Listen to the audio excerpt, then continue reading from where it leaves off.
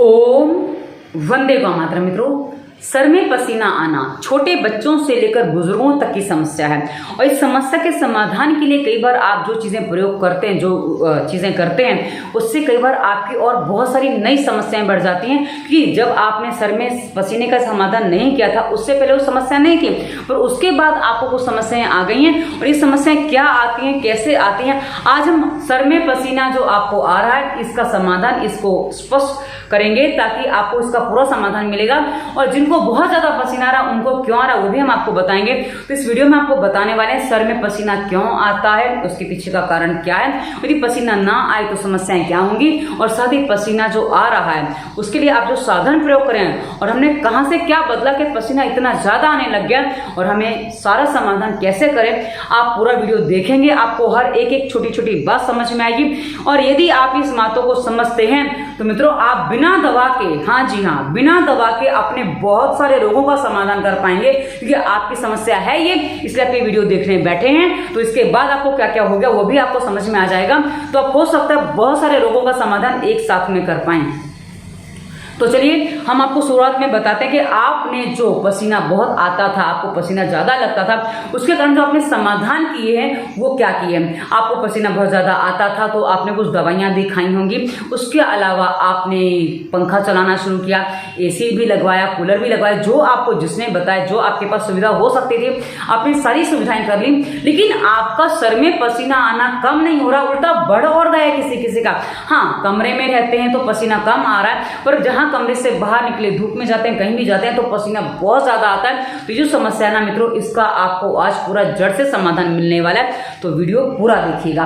चलिए शुरुआत करते हैं। यदि आपके सर में पसीना आ रहा है और आप जो साधन प्रयोग कर रहे हैं, यानी कि एसी, पंखा, कूलर वगैरह जो आप प्रयोग करें, उसके बाद आपको जो समस्याएं आई हैं, क्योंकि छोटे बच्चे जो अभी हैं उनको तो ये बात पता ही नहीं है, पर जो बड़े हैं वो इस बात को शायद समझ पाएंगे कि जब आप एसी, पंखा, कूलर के बिना रहते थे तब आपका शरीर कैसा था और उसके बाद आपका शरीर कैसा हुआ। आप इस बात को समझेंगे तो आपको पता चल जाएगा। होता क्या है, जब आप लेटते हो, आप जहां भी लेट रहे हो, क्योंकि आप जो लेट रहे हो ना, मैं आपको बता दूं, आप गोदड़ी पे नहीं लेटते हो, आप खाट पे नहीं लेटते हो, आप पलंग पे लेटते हो। पलंग पे मोटा मोटा है, या तो रुई का गद्दा है या कॉयर का गद्दा है, या कहीं तो आपका पंच का गद्दा है, यानी कि वो मोटा गद्दा होता है, इतना मोटा मोटा गद्दा होता है, वो कोई भी गद्दे पे आप सो रहे हो और उसके बाद आपको ये समस्या क्रिएट हो रही है। अब आपको बता दूं, आपने जो किया, आपने जो साधन इस्तेमाल किए, उसके बाद क्या हुआ। आप देखिए कि आपके सर में भारीपन रहने लग गया, सर में दर्द होने लग गया, माइग्रेन, साइनस की समस्या हुई। क्योंकि क्या है ना कि जब आप ये साधन को प्रयोग करते हैं तो उसके बाद जो आपके शरीर में हवा जानी चाहिए, वो नाक से जो सांस चलती है ना मित्रों, उसको बहुत ज्यादा ठंडक मिलती है, जिससे नाक से सांस नहीं चल पाती है। और नाक से सांस ना चल पाने की वजह से आपके नाक में कई बार नसल पॉलिप से नाक बंद होना की समस्या हो जाती है, जिससे नसल पॉलिप भी आगे जाके हो जाता है। और जब नाक से सांस नहीं चलती है तो सांस खींचना जो पड़ता है, उससे हमारे सर में दर्द, पीड़ा होती है। और उसके बाद जो नाक से सांस नहीं चलता, उसी कारण से हमारा गला पकना, थायराइड की समस्या और ना जाने टॉन्सिल की समस्या, मतलब गले में जितनी भी समस्या है उसका कारण भी यही है। और जब नाक से सांस नहीं चलता है तो हमारी आंखों पे चश्मा, सर में भारीपन बहुत ज्यादा हो जाता है। उसके बाद आगे बढ़ी, नाक से सांस नहीं चलेगा तो आपके फेफड़ों में कफ जाम हो जाता है, फेफड़े जाम हो जाते हैं, फेफड़े में फ्लेक्सिबिलिटी नहीं रहती है। और साथ ही हमने एक वीडियो दिया है कि आपके शरीर में जो रोगों का कारण है, रोग कौन कौन से हैं, ये यूरिक एसिड का बढ़ना, हार्ट के आर्टरीज ब्लॉक होना और चेस्ट में कफ का जाम होना, इन तीनों समस्याओं का एक बड़ा कारण होता है। यदि आप उस वीडियो को भी देखेंगे ना तो आपको पता चल जाएगा। जो मैं आपको बताना चाह रही हूँ कि आपका जब नाक से सांस नहीं चलता है तो आपको जो कफ है, जो आपके पिट्यूटरी ग्लैंड से जो हार्मोन्स रिलीज होते हैं ना, उनको ठीक से पोषण नहीं मिलता है, जो आपके पूरे शरीर को दूषित कर देते हैं। और वो हार्मोन्स, जब गुड हार्मोन्स आपको नहीं मिलते ना, ऐसी स्थिति में क्या होता है कि आपको जो समस्याएं आती हैं कि आपका शारीरिक और मानसिक विकास ठीक से नहीं हो पाता, आपका शरीर तंत्र ठीक से काम नहीं कर पाता है। और ये तभी होता है जब आपकी नाक चौकअप हो जाती है। और जो आप साधन प्रयोग करें, इससे आपकी नाक चौकअप होना बहुत ही स्वाभाविक हो जाता है।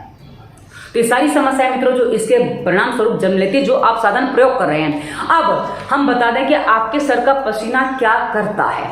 मित्रों, आपको एक छोटी सी बात बताऊं, हमारे शरीर में बहुत सारे अंग हैं, आप जानते हैं, और सर का ठंडा होना बहुत जरूरी है। और ये ठंडा होना क्यों जरूरी है, मुझे कैसे समझ में आया था, जब मैं एक कार्यकर्ता बनने गई थी पतंजलि की, तो वहाँ एक चीज बताई गई थी कि यदि आपको कामयाब होना है, सफल होना है, तो आपको 4 बातों का ध्यान रखना पड़ेगा।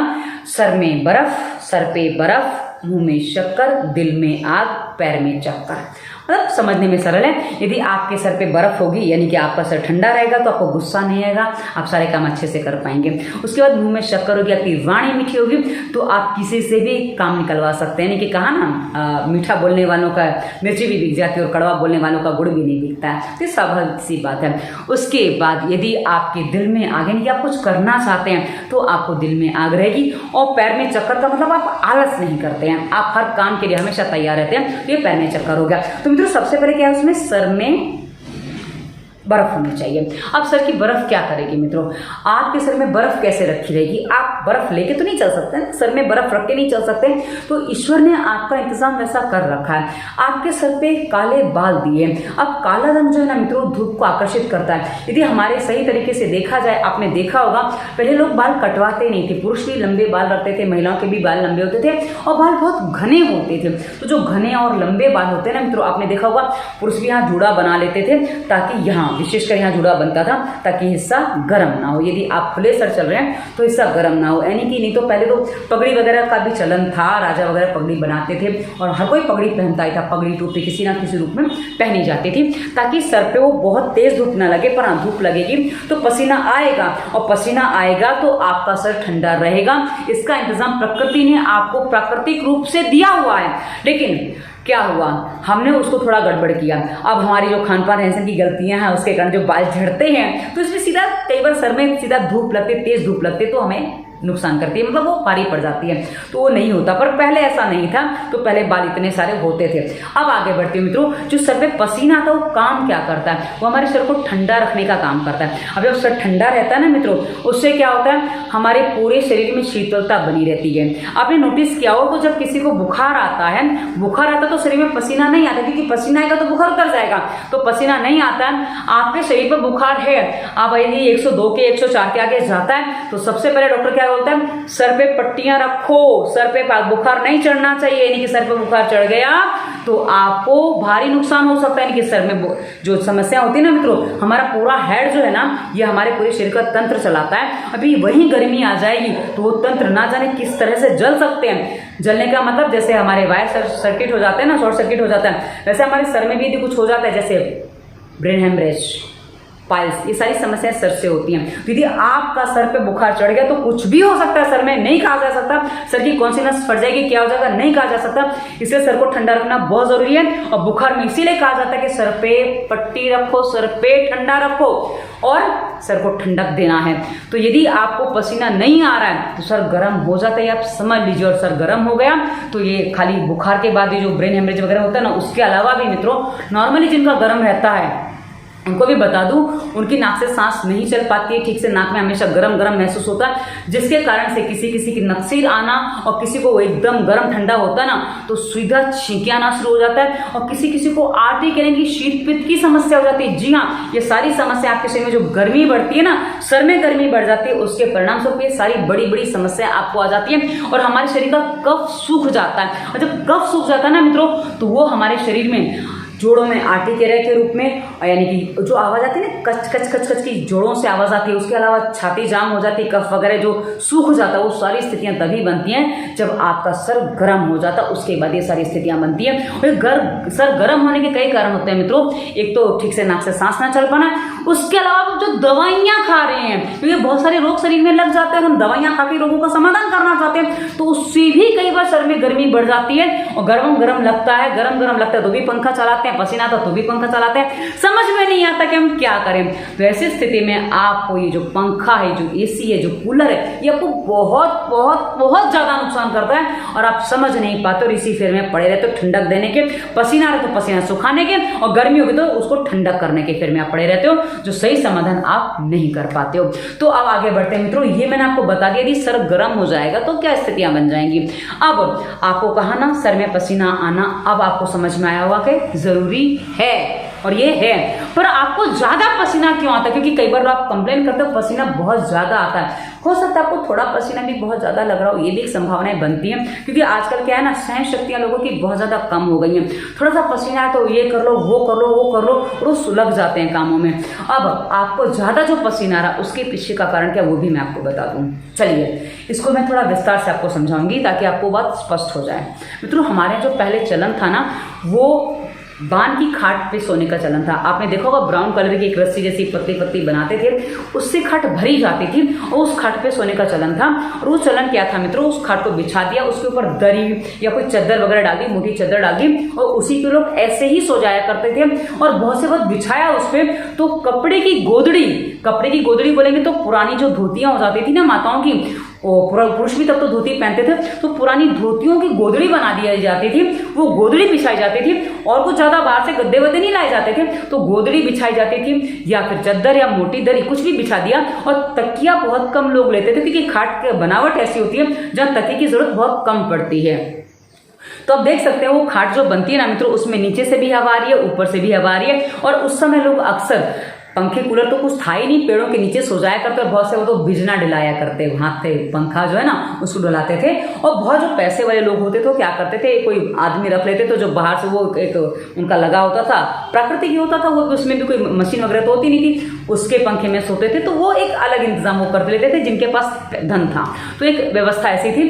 अब मित्रों हमने क्या किया, धीरे धीरे उस खाट से हम कहाँ आए, वो बैंत वाले पलंग पे। आपने देखोगे इतनी मोटी पट्टी आती है, उससे पलंग भरे जाते हैं, वो भी पहले पलंग चलते थे, तो उस पे आए। और उसके बाद हम उससे तखत पे आए। तखत यानी कि गांव में आज भी हमारे तखत कहे जाते हैं, वो लकड़ी का जो बना देते हैं उसको तखत कहा जाता है। और उसके बाद हम तखत से पलंग पे आए। अब तखत तक तो लोगों ने क्या किया, तखत पे थोड़ा पीठ गड़बड़ हो जाती है, ऐसा लोग शिकायत करते थे, तो थोड़ा मोटा गद्दा, रुई का गद्दा थोड़ा बहुत लोगों ने बनवाना शुरू किया। और उसके बाद उसको सही यानी कि एक डिजाइनर बनाने के लिए लोगों ने पलंग बनवाए। और जब आपके घर में पलंग पड़ेगा, डबल बेड पड़ेगा, तो उस पर आप क्या करेंगे, आप उस पर रुई का, अब तो रुई के गद्दे का भी चलन पुराना हो गया, फॉर्म का, कॉयर का, ना जाने क्या क्या आप गद्दे डालते हैं। आप कोशिश करते हैं कि जो आप प्राकृतिक का उसमें बने रहें, लेकिन आप हो नहीं पाते। जो ये गद्दे आप बिछाते हैं ना मित्रों, आप देखिए गद्दे कितने गर्म होते हैं। उसके बाद आप जो तकिए इस्तेमाल करते हैं, क्योंकि पहले जो तकिए भी बनते थे ना, ये धोतियों के बन जाते थे, उसको धुल दिया, बार बार वापस भर के बना जाता था। और कई बार तो क्या होता है, तकिया जो है ना वो चादर के नीचे रख दिया जाता था, ताकि तकिया गंदा ना हो। तकिया गंदा होगा तो ज्यादा जल्दी धोना पड़ेगा, तो चादर के नीचे रख देते थे तो गंदा ना हो, और साथ में उसकी गर्मी भी नहीं लगती थी, क्योंकि एक रीजन वो गंदा था और वो सर में गर्मी नहीं आती थी। वैसे तकिया जरूरत नहीं पड़ती थी तो हल्का सा लेते थे और इस तरह होता था। और कभी कभी तो लोग चादर ही सर के नीचे रख लेते थे, जरूरत पड़ी तो ओढ़ लिया, और नहीं जरूरत पड़ी तो सर के नीचे रखे, बस इतना सा ही तकिया लोग लेते थे। वो चादर कॉटन की होती थी, ये आप समझ सकते हैं।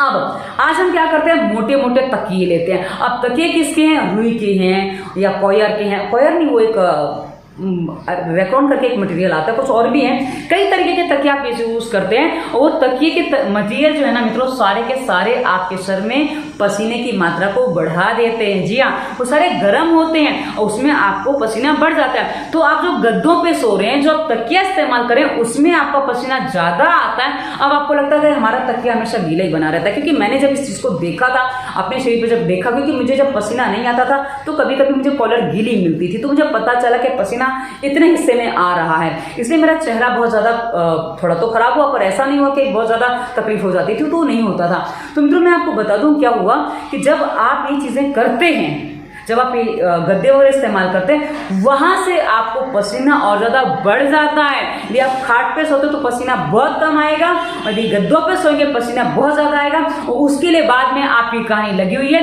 कि आपने पंखा चलाया, कूलर लिया, एसी लगाया, सब कुछ किया। अब जब आप उससे बाहर निकलेंगे तब क्या करेंगे, तब तो आप एसी कूलर पंखा लेके नहीं चल सकते, तो वहां आपको पसीना, आपने अपने बॉडी का टेम्परेचर ऐसा बना दिया, अपने बॉडी का टाइप ऐसा बना दिया कि उसको उतना ठंडक में रहने की आदत पड़ गई है। कैसे, मैं आपको इसको एक उदाहरण से बता दूं। आप टमाटर फ्रिज में रखिए, टमाटर बाहर रखा है, 2 टमाटर आप लीजिए, को फ्रिज में रख दीजिए, एक को बाहर रखिए। आप बाहर रखा हुआ है टमाटर वैसा ही रहेगा, फ्रिज में निकाल के फ्रिज वाला भी बाहर रख दीजिए, तो उसको कितना सारा पसीना पसीना आ जाता है, आप नोटिस करिए।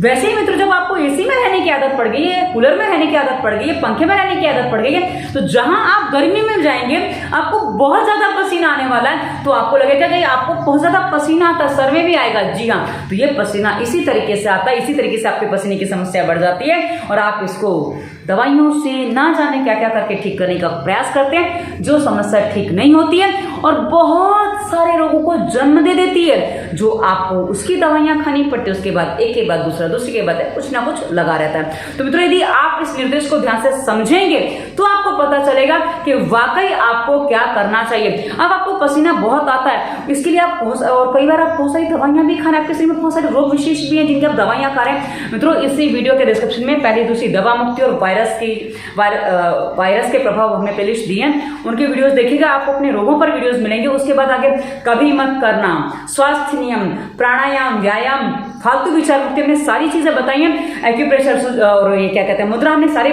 आसन सारी प्लेलिस्ट दी हैं ताकि आप अपने रोगों का समाधान बिना किसी दवा के कर सकें और जड़ से समाधान कर सकें। क्योंकि जब आप रोग को समझेंगे ना तब आप उसका समाधान कर पाएंगे, उसके बिना नहीं कर पाएंगे। और आगे हमने इंस्टाग्राम, फेसबुक का लिंक दिया जहां हमें आप वीडियो पे प्रश्न नहीं कर पा रहे, कुछ पर्सनल है तो वहां भी प्रश्न कर सकते हैं। और हमारा नंबर भी दिया है, यदि आप हमसे कंसल्टेंसी करना चाहते हो तो आपको नंबर भी डिस्क्रिप्शन में मिलेगा। तो निर्देशों को ध्यान से आशा आपने सुना होगा, आपको लॉजिक समझ में आया होगा। क्योंकि मित्रों मैं कोई भी वीडियो जब बनाती हूँ ना उसको पहले अपने ऊपर भी प्रयोग करके देखती हूँ, उसके बाद अपने आसपास जो मेरे आसपास जिनका मैं देखभाल कर सकती हूँ और उनको भी बताती हूँ कि आप ऐसा करो। जब मुझे रिजल्ट मिलता है तब मैं आपके सामने वो वीडियो प्रस्तुत करती हूँ। तो मित्रों और बता दूं, करके देखिए, खर्चे कम हो जाएंगे, बढ़ने वाले नहीं है आपके। तो समस्या कहाँ है? हाँ, आप लोगों में अनईजीनेस हो रही है, हम शहर में रहते हैं, ऐसा करते हैं, तो मित्रों जो आपका रहन सहन आपने बिगाड़ा उसको थोड़ा तो संभालना पड़ेगा ना। तो स्वास्थ्य नियम का पालन करना शुरू करेंगे और कभी मत करना प्लेलिस्ट आप देखेंगे, आपको पता चलेगा। जो चीजें नहीं करी जाए एटलीस्ट उसको तो कम करिएगा थोड़ा, तो आपके रोग कम हो जाएंगे, तो आपकी दवाइयां कम हो जाएगी, तो भी आपकी गर्मी कम हो जाएगी, तो भी आपके सर के पसीने का आपको थोड़ा समाधान मिलेगा। तो मित्रों वीडियो कैसा लगा अवश्य बताइएगा। हम सोने का तरीका भी आपको अलग से बताएंगे, वो स्वास्थ्य नियम में आपको मिल जाएगा कि आप कैसे पंखे की हवा से अपने आप को बचा सकें। तो स्वास्थ्य नियम में आपको आगे हम वो वीडियो देने वाले हैं, आपको मिल जाएगा। तो ये वीडियो कैसा लगा अवश्य बताइएगा। धन्यवाद। वंदे मातरम।